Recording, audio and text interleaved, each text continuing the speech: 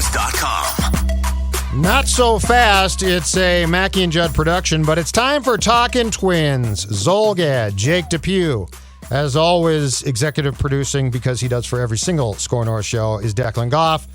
Jake Depue, since we last spoke a week ago, the Twins have gone 4-4. They won 2 of 3 in Cleveland over the weekend. What is your takeaway? Miguel Sano has gotten hot for him. What is your takeaway from the events of the past 7 days? My takeaway is that it's a nice little stretch that they're on, but they have to go on a major winning streak. And I'm talking, win 10 in a row, win 12 of 14, 16 of 20, something like that. They need to go on that type of run very soon if they want to have any chance of not being sellers. I don't really see that happening because of the bullpen. I think it's hard to go on that type of run when you don't have a lockdown bullpen, and they certainly do not have that. But, it was a nice little road trip, I guess, going 3-2 in Anaheim and Cleveland. But again, that they've dug themselves such a huge hole that's not good enough. And it's weird to say it's not good enough when you have a winning road trip, but this is where they are right now. And we're hearing Falvey and Levine sort of hint at selling already. And so, that tells you pretty much where internally I think that they probably assess where they're at. So, they have the next 13 against Baltimore and Kansas City. So this would really be the time. Last time we said that, oh, look, they got Texas and it didn't work out so well. Yeah. I mean, I personally think the competitive portion of the season is over. But, if they were going to go on any sort of run, this would be the time to do it. But again, I mean, they still have I think they're tied for the worst record in baseball now with Baltimore. So as nice as that, series win over Cleveland was, and it was good to see, them finally win in extra innings, I guess it doesn't mean a whole lot right now unless they carry this over for a month or more of playing really, really good baseball. Glass half full. They won 2 of 3 against an AL Central rival in Cleveland. Man, okay, here we go. Glass half empty, Zulgadian. Hansel Robles couldn't even lock down the save on Sunday. And look, you went to extras. Glory be. You won. You're now 1-8 in that format. But here's my question for you, bullpen-wise. Who do you trust now? Like Taylor Rogers, I think I do, but he's like the 8th. He's like the guy that comes in now in the 8th. But, Colomé has blown up. Robles, to me, is not reliable. Duffy, who ended the game on Sunday, has certainly had his struggles. His velocity, we've talked about that a lot, is not there. Going back, what now, Jake? About 5 years. Like, you have needed closer-type arms, like 3 of them, to be ultimately successful. When I look at this bullpen now, my trust tree is almost bereft of branches. Like, aside from Taylor, yes. There's nothing they do where I think to myself, oh, I'm glad to see Caleb Thielbar, or here comes Duffy, which to me is a major problem. And that's the red flag about Sunday's game, is you couldn't lock it down when you should have. Yeah, and we were texting during that game, and I sent you a text, something, along the lines of, is Hansel Robles really who you want here to try to lock down this 9th? And you had a perfect retort, which is, who else is there? They'd already pitched Taylor Rogers. I guess you could go 2 innings with him, although he had pitched the day before as well. But they don't have any other options. And, so you can't put this on Rocco. This is completely on the front office. There's just nobody out there besides Taylor Rogers who's really pitching well. Robles he's had some good outings, and he's had a lot of high wire acts and blown a few games like yesterday's game, even though they ended up winning in the 10th. And again, Duffy, his velo is just down, and if he doesn't get back up into that 95, 96 range, it's hard to see him being what he was in 2019 and 2020, which is too bad because I like Duffy. He's certainly put in the work. He's talked a lot about using some of the tools that the front office has given him to get better. But the bottom line is the production just hasn't really been there this year. So my trust tree is Taylor Rogers, and that's it. Yeah, I know. Really. I know. It sucks to say that, but like, who else do you really feel comfortable, when they're in the game? I think Alcala has a lot of potential, but he's not there yet, and he still has control issues. And they don't have a lot of options. We talked about this last week. They don't have a lot of options in the minors. There isn't some huge arm waiting in the wings to call up and fill in the eighth inning or whatever. So this is just kind of who they're stuck with unless they make a trade. And I think the next couple of weeks will actually tell us a lot about how they view the team and their chances. If they make a trade for a reliever, it suggests the front office thinks there's still some chance of them coming back and getting into it. If they don't and just keep trotting these guys out and getting the same results, then that pretty much tells you that the front office thinks that this season is basically done, because it's hard to see. I mean, sure, some of these guys could improve to some extent, but it's hard to see them really being competitive and making any sort of playoff run. And that's ridiculous to talk about when they're 17 and 29, but it's hard to see that happening with this core group of relievers. So if the front office wants to fix their own mistake, they should make a trade, but I doubt they'll do that because I think they probably think they're buried in the standings. Speaking of trades, reckless speculation. Ooh. Reckless speculation. Trade talk. Juicy rumors. Yep, we're going there. We're going there because Talkin Twins is tired about talking about problems for this club. We are now, Depue and I are now the masters of solutions for this ball club. We are going to start with the burly first baseman. Dare I say third baseman still? Miguel Sano has entered the traditional hot streak, which is not surprising. In fact, Phil, I think in April, as Sano was awful, unplayably bad, Phil said, this is coming. Just wait. But let's put the pieces of the puzzle together. Miguel Sano has gotten hot. Not surprising, but it's impressive when he does. I mean, he can crush the baseball. I especially like when he's able to go opposite field or to dead center with home runs, not pull the ball. That's impressive.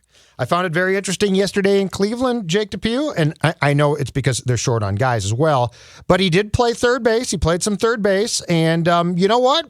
Didn't look awful. I'm not saying I want him there, but he showed an ability to play third base, which if I'm a club that needs some power, I might be very intrigued by a guy that can play first and third, as well as potentially DH. Your thoughts on if this can, and it's going to have to keep up for a while. I'm not saying it's doable right now, but if Miguel Sano can stay in this groove for a while, he's still going to strike out a lot, but he's going to hit some home runs. Not waiting until late July, but instead being uber aggressive and trying to find teams that need power and getting them Miguel Sano. And what do you need back as well is the question.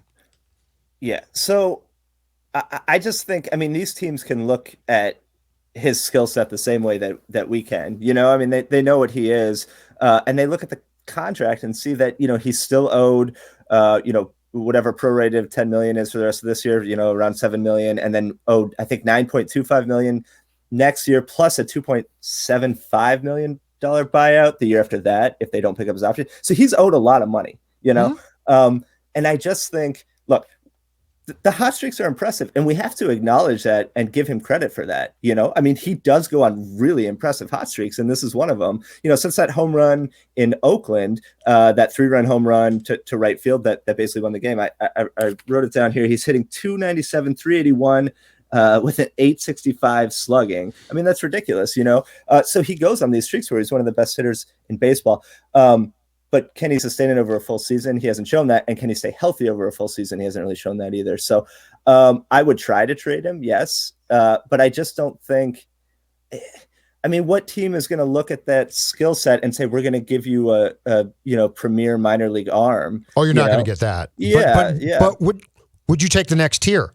So if they said, we'll give you an arm, it's not going to be, a top 15, but it's a guy that's got a viable chance. And keep in mind, too, you are clearing up any confusion and space for Kirilov then to play first base, which I also like. So it all depends on how much money they're willing to take on, because the Twins might say, we'll take on more of his contract if you give us a better prospect. So if they have the green light from ownership to do that, I absolutely would move Sano for a nice arm.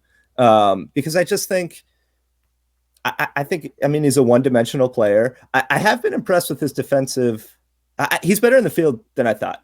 And he executed a rundown properly, which is that's a very low bar, but the Twins have shown that they haven't been able to do that this year. And he did execute that rundown well yesterday in the Cleveland game. But I think he's decent in the field. He can play third base in a pinch. He's not a third baseman, in my opinion, but he can play there if he has to.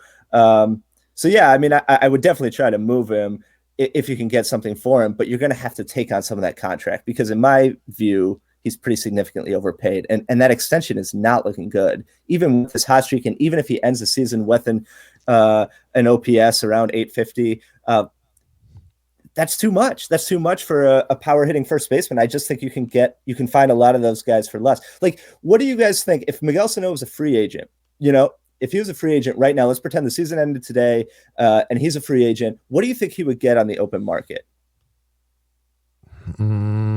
Dex?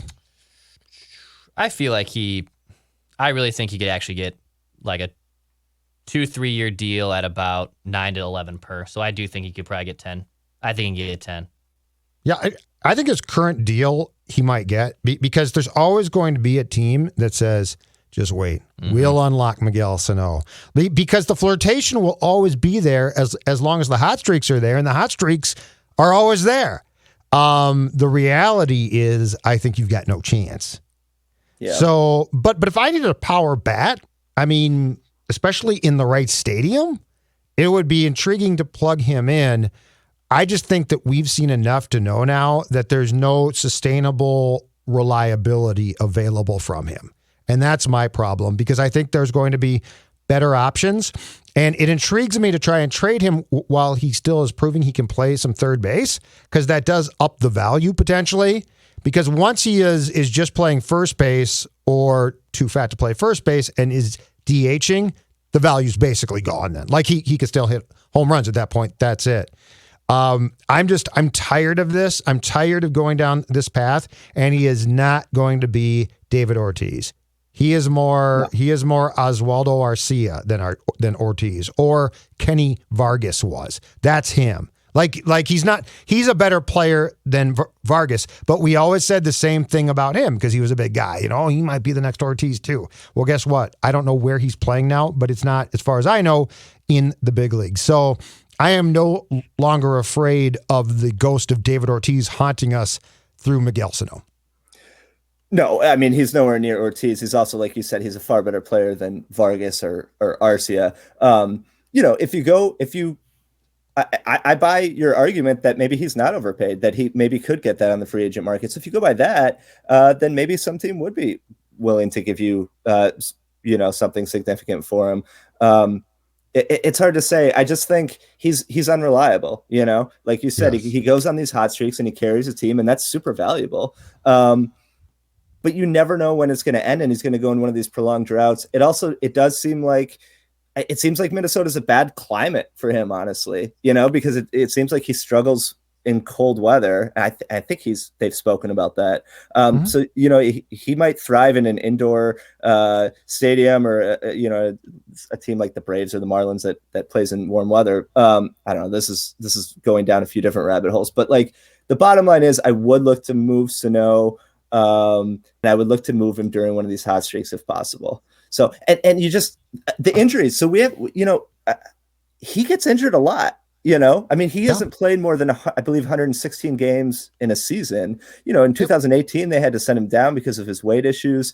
And he's back to being big too. He's big again. And he does look bigger. He definitely looks bigger. It's funny if you look at video of him from his rookie year in 2015, he's not skinny, obviously. But he's just cut and in shape and athletic, and he hasn't looked like that since. So I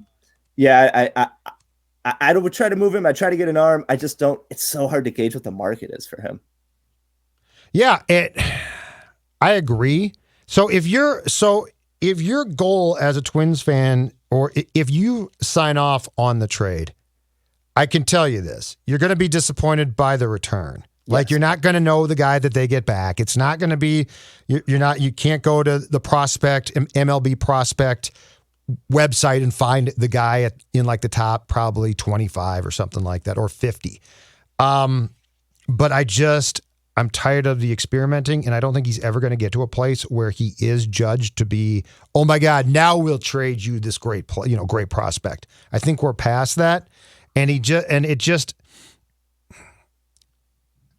think it's time for it to be done. That's my best explanation. I just think it's time. There is always going to be, and I think this is organizationally too. It's the fans for sure, but Jake, I think it is from within the organization. As long as Miguel is here, there's always going to be this sort of curiosity or feeling of he might break out, and he will for 3 weeks. He might for a month. He's done it before. But this notion of, okay, now he's fixed. I mean, how many times have we heard that from the broadcasters, from everybody? Okay, now he's really gotten it now. He's really gotten it down. And every time it comes back to, and now he's 2 for his last 31 with 19 strikeouts. And I also think, and new school, and I'm a new school baseball guy, but I have a little bit of old school baseball in me. I think his total lack of being able to adjust his approach based on the game situation is a flaw of his. I think there's nobody on the team I trust less with a runner on third and less than 2 outs late in the game to get that run home than Miguel Sano. He's just going to try to hit the ball as far as he can every time. And I do think there's value in that. When a guy like Arise comes up in those situations, I feel really confident in that because he's a smart player and a smart hitter. He understands how to use the whole field, and he understands the game situation. I don't think Sano thinks like that, and I could be totally wrong, but I think he just thinks try to hit it as hard as you can. Yeah, and with 2 strikes, he doesn't shorten up or anything. And it's like, people say, oh, strikeouts don't matter. It's just an out. Well, there are times when putting the ball in play makes a big difference, especially these extra inning games, and all these tight games they've been playing. And he just doesn't seem capable of that to me. So I think having an 850 OPS at the end of the year, not all 850 OPSs are created equal. If you know what I mean? You could have an 850 OPS, but be a guy who understands situational hitting and be far more valuable than a guy who has an 850 OPS and, but doesn't get runs home, in key situations. And people will probably take me to task for that and say that's ridiculous. But I do think there is some truth in that. I think there's value in understanding what's going on in the game and what your approach should be based on what's going on in the game. If you're not a smart player, it's a big deal. Yeah. I mean, it's that simple. If you go up there with no consistent approach, which he does not have one, that's a problem. Is that a problem in Legion ball? Probably not. High school ball? Probably not. But the pros, you got to have an approach. And that will always, to the last day that Miguel Sano plays here, my greatest disappointment will be when he came up, he had an approach, and I don't know what happened. It was gone, and it never came back. That 2015, I think he came up July 2nd in Kansas City. He took good at bats. He took walks, which he still does. But now it's sort of like at times he's hoping. It seemed to me in 15 that he was a big man who actually had a thought process at the plate. And I don't know if and I'm not being a smartass here. I don't know if he forgot it. I don't know what happened. He can still take walks now, but I do not think for 1 second in 2021 he has an approach. And that's a damn shame because I was teased and tantalized by the fact that I thought he did. Yep. So, I mean, we've talked about the 2015 season on this podcast a lot, that he came up and he was like a 10-year vet. And that, we just haven't seen that since. What we have seen is these hot streaks, and they are damn impressive. I mean, you have to give the guy credit. They're super impressive, and it makes you think, God, if he could put this together for a whole season, he would be an MVP candidate. But obviously that hasn't happened, and I don't see that happening. He just is too prone to slumps. He doesn't make contact enough, and he has an injury history. So he is who he is at this point. I'm not done yet. Reckless speculation. This is late breaking and was mentioned by our friend Patrick Royce on Unchained, but it cannot go undiscussed on this show. Talkin Twins, Jake Depue. Patrick on Unchained, which you can find where, Dex? Apple, Spotify, and scorenorth.com. Thank you very much. Patrick on Unchained brought up the fact that he thinks the Twins very well might trade, if they get the proper return, Jose Berrios, and Taylor Rogers. And his point is right. Andrelton Simmons ain't getting you much back. No. Nelson Cruz probably ain't getting you what you think. I'm not saying he won't get you something, but it's an expiring contract. Jose Berrios could land you a ton. Your thoughts on the potential of trading one or both of those guys? And to be fair, JP Morosi did tweet last week what was speculative from him, but looked like he was a little bit plugged in, that he wouldn't be surprised if the Blue Jays were going to pursue Jose Berrios. And by the way, Mark Feinsand just wrote a piece on MLB.com saying the Twins could also be sellers if this continues to go down this path. So there is plenty of smoke starting to brew from not just reckless speculation. It's not just reckless speculation. There it is. There's some people that are talking. Thank you, Des. Did Morosi tweet that? I never saw anything on Twins Twitter. Declan retweeted it as a graphic, and we got a lot of heat here at the good old Scory North. Oh, I know. I saw it all. So I think Phil started fighting people.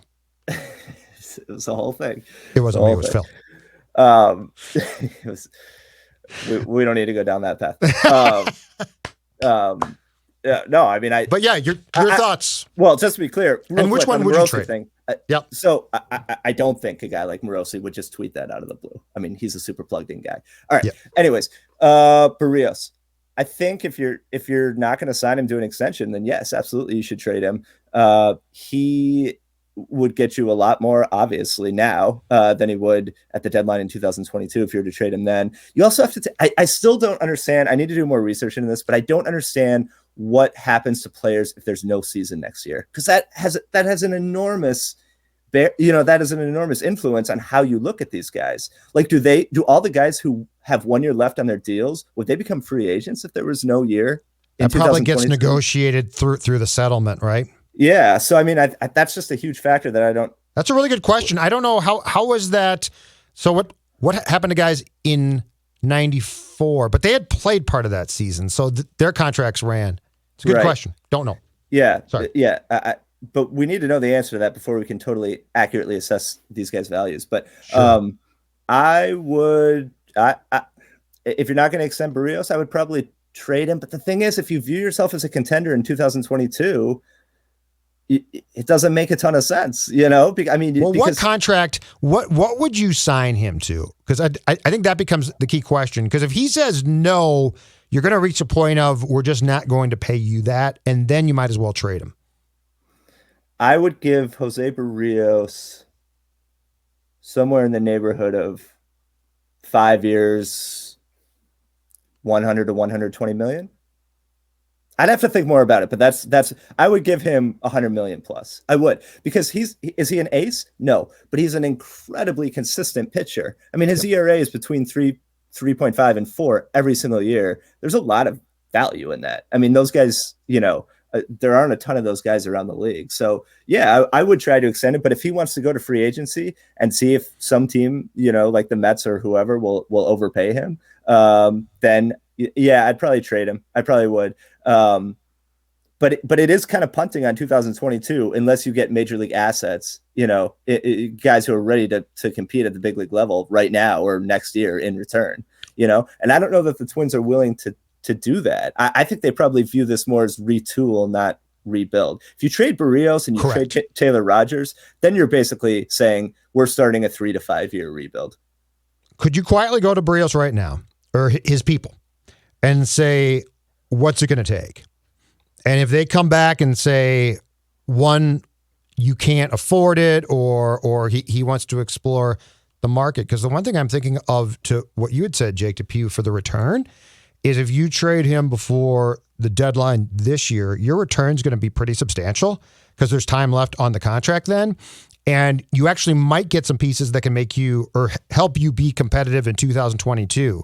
To what you're saying is, if you get into July of 2022, you're going to get a nice return, but it's not going to be the same. So I wonder if you could go back to them or potentially just have continuing discussions about what that's going to take. Because to hit the reset for 2022, if there's baseball, which is a very big question that we've talked about a ton, I feel like you would put yourself in a decent position to get guys back or a guy back that you could plug in and would help you almost immediately, as opposed to a potential rental. Yeah, I mean, you'd have to get back a starting pitcher who's under team control, because otherwise, what's the point? I mean, you wouldn't trade Berrios for another guy whose contract is up in a year or two, right? No. I mean, that's just you just break even. So, yeah, I mean, if you could get a young pitcher from a team like the Marlins who's under team control for 4 or 5 years, and you can plug right into the rotation and try to develop them into an ace or a strong number 2, then yeah, I would probably do that. But I think Berrios, we like to rip him because he's not a true ace, but we also have to look at him in the larger context of the game. I mean, he's a very good pitcher, and those guys, I mean, they haven't been able to develop any of them, Amen, brother.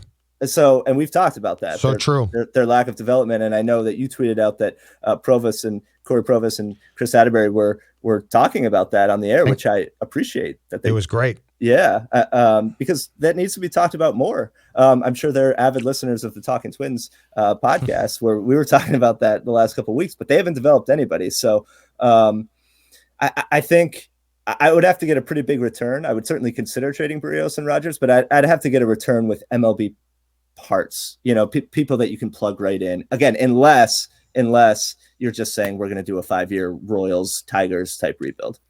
I'm with you. I don't see that. No way. I don't either, because I think these guys' whole strategy, and you might disagree, but I think their whole strategy is to not really ever go all in, but be consistently competitive year after year. And that's the Vikings strategy. Yep. That's the same exact strategy the Vikings use. Yep. Seems like that's basically every team in this market strategy, except I guess maybe the Timberwolves. But yeah, I think that's their whole philosophy, and they might refute that. But so if that's their philosophy, then they're not going to do a big rebuild. And so if that's the case, I wouldn't trade Berrios again unless you can get a controllable starting pitcher who's at the big league level.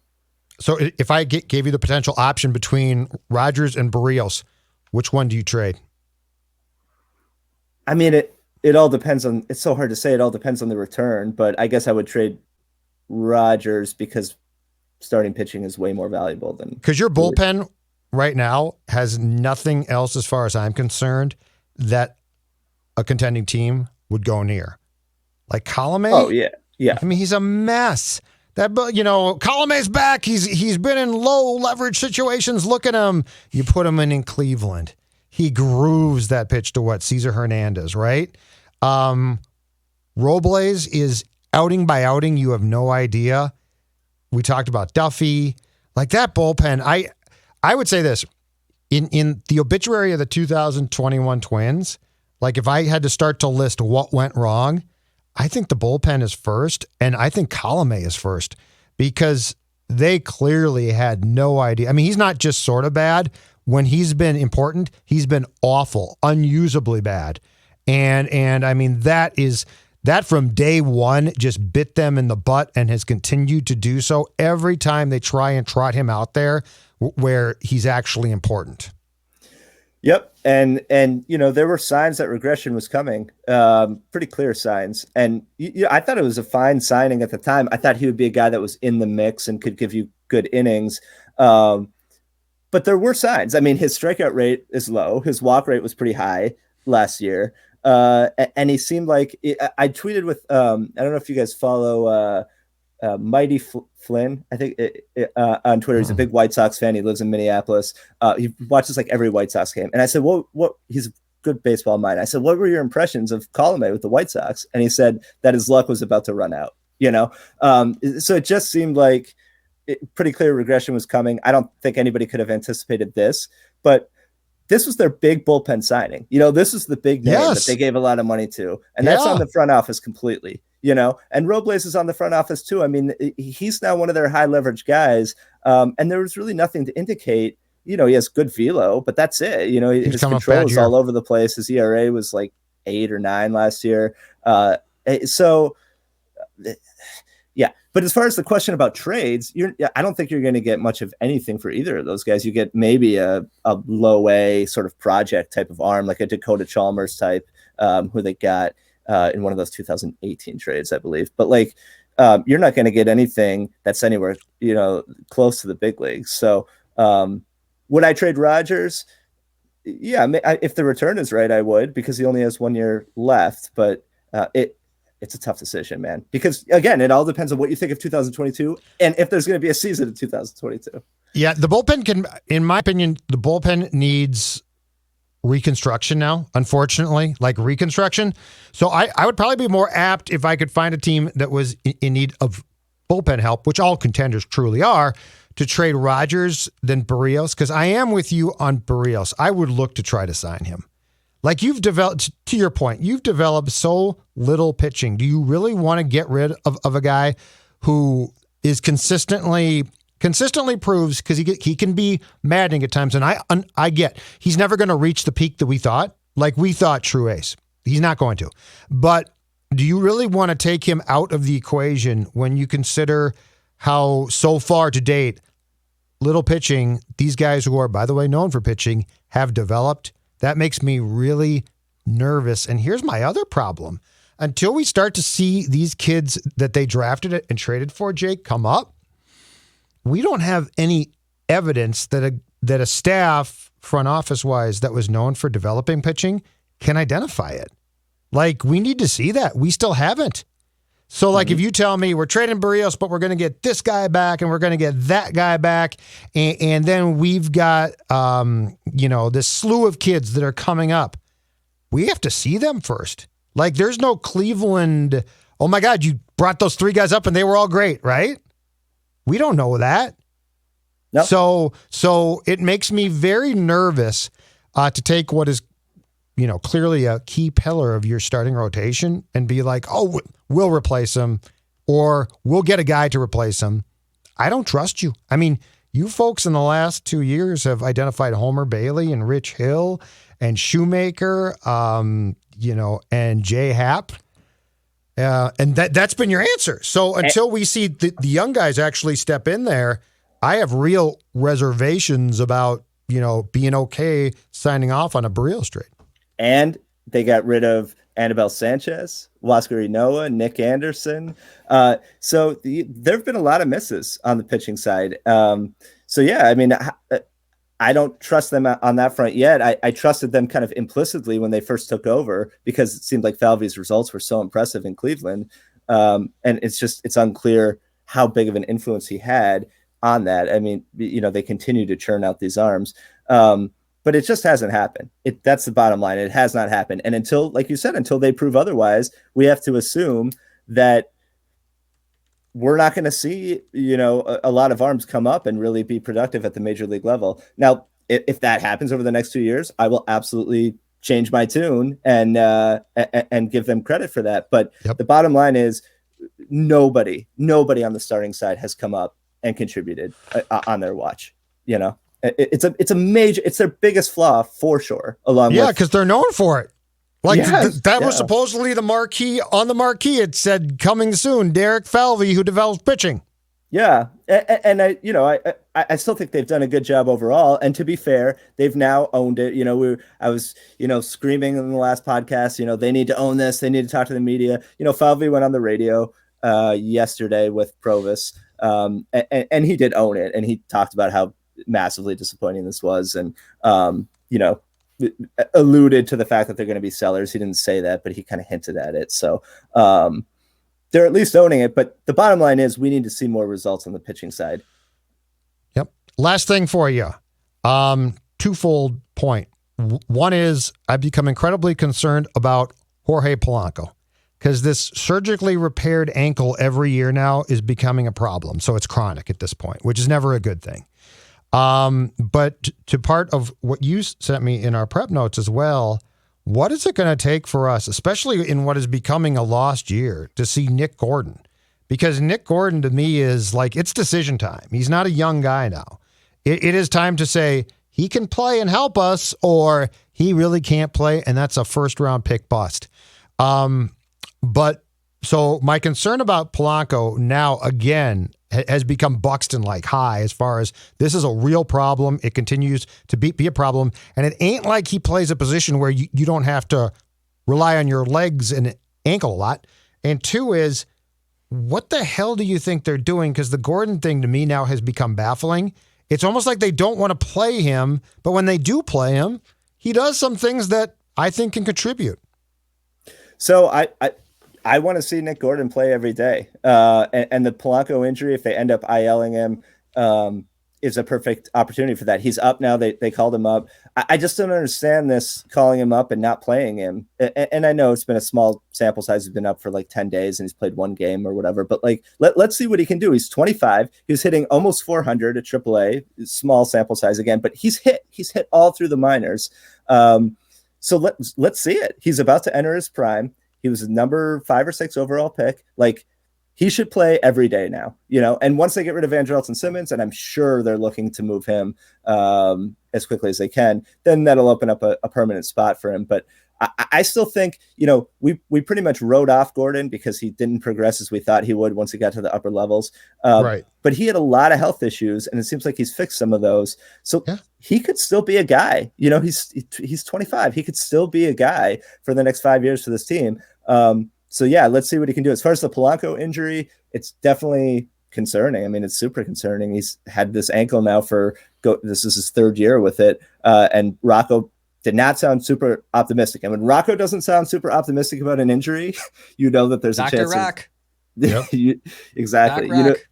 There's a chance it might be something, significant. So it sapped him of his power last year. And if that happens again this year, it's a big problem because he's a bat first middle infielder. He needs to hit for power and extra base hits. So. All right, sir. Good stuff. Wait. Dex, do you have my tweet? I have your tweet. Yep. I do. Go ahead. We got to show this. So just a little context. Little old tweets exposed, which we do every Thursday on Mackey. We're doing this early. I tweeted this when Kyle Garlick was up in the 10th inning of the game against Cleveland. They had runners at first and second, nobody out in the 10th, and I said they should bunt with Garlick. And 2 pitches later, he had a 3-run home run about 450 feet to the opposite field.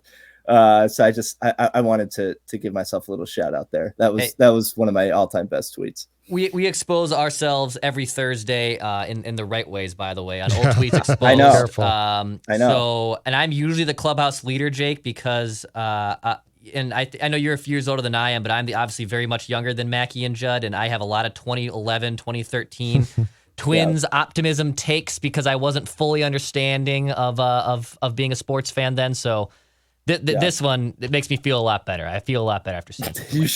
You should. But if we're gonna rip everybody else, we got to rip ourselves sometimes too. That's why. And I'm not sure that your strategy was wrong, though. Yeah. I'm not sure that you were wrong. So I was going to say, I don't think the other people like to rip themselves. So I don't even know if they even do that. Probably true. That's definitely true. Yeah, at the time I was like, manufacture a run. But good for Garlic. He got the big home run.